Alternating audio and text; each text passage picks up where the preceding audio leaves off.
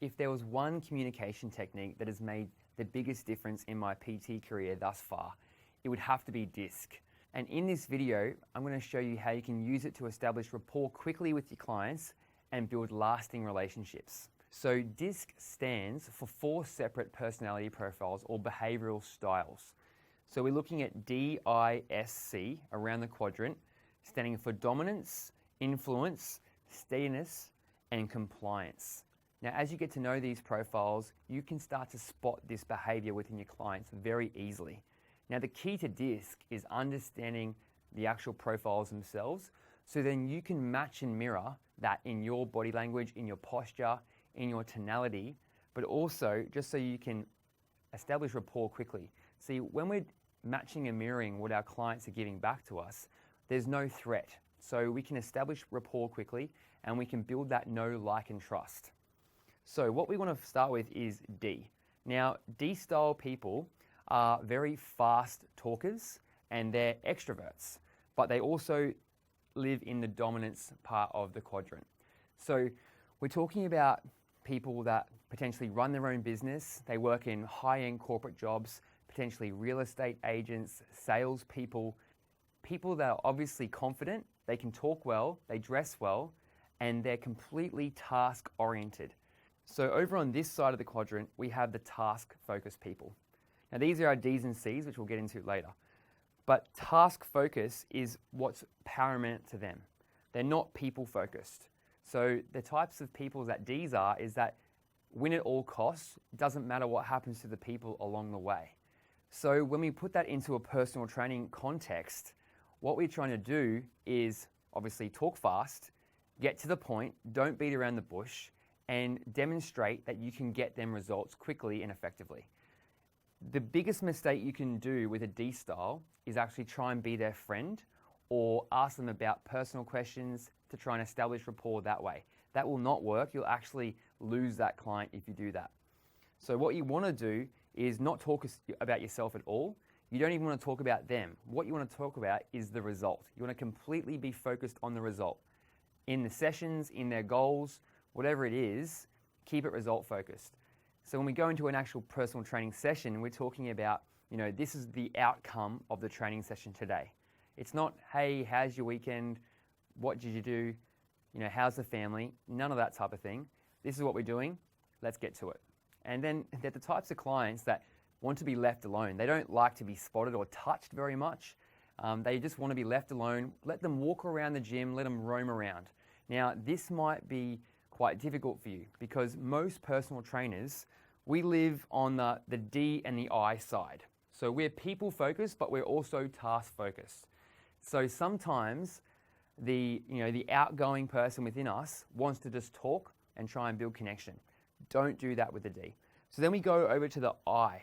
Now this is more of the influence or the inspirational pattern that we see on that side of the quadrant. Now they're obviously extroverts, but they're people focused. Now these people are extremely easy to train, really easy to build connection with, especially if you're a people person yourself. So this is where you do want to ask them questions and just let them talk. They love talking about themselves. They're super outgoing. So ask open-ended questions that actually get them to talk about themselves.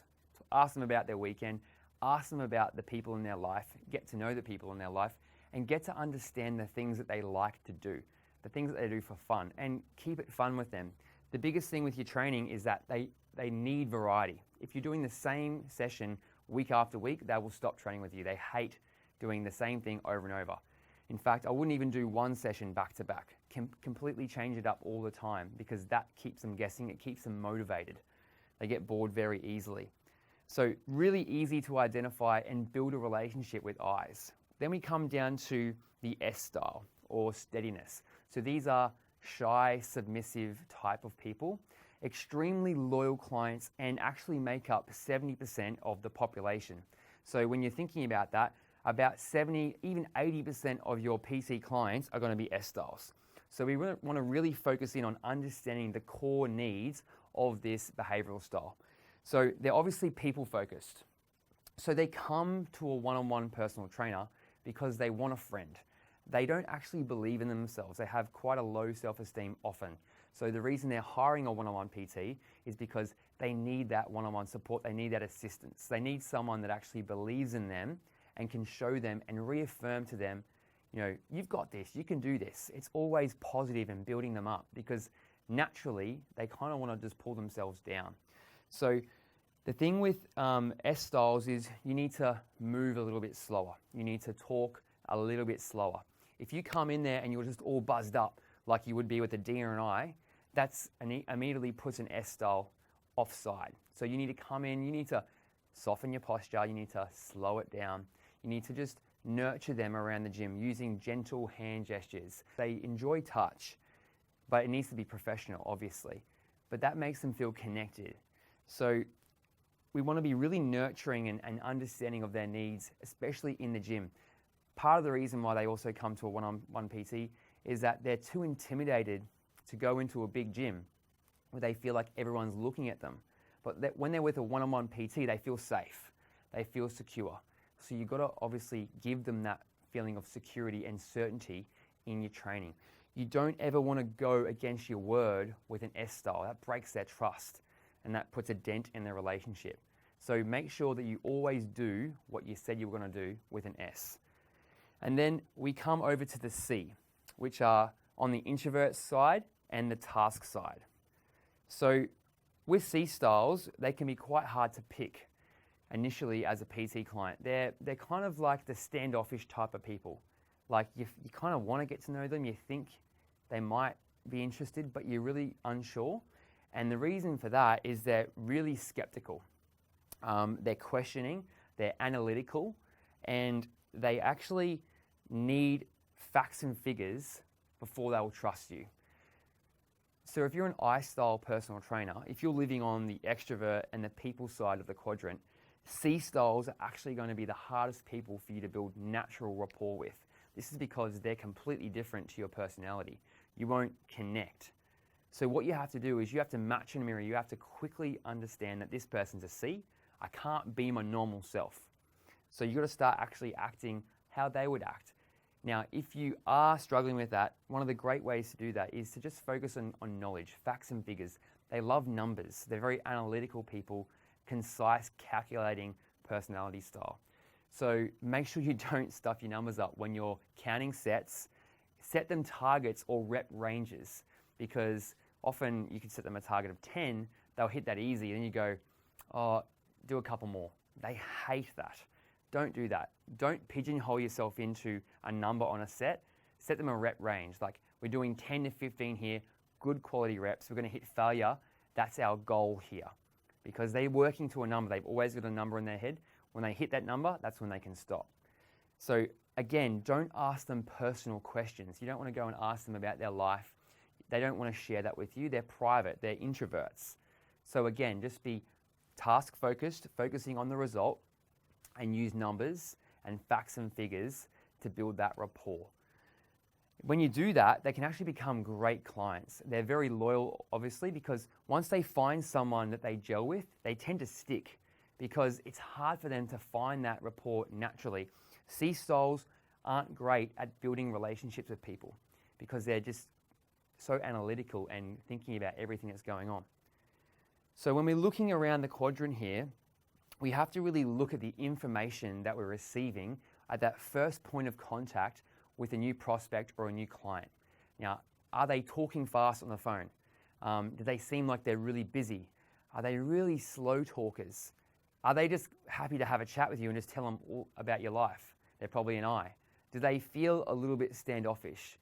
Pretty much within about the first 5 to 10 seconds, when you become proficient at this, you can pick what style this is.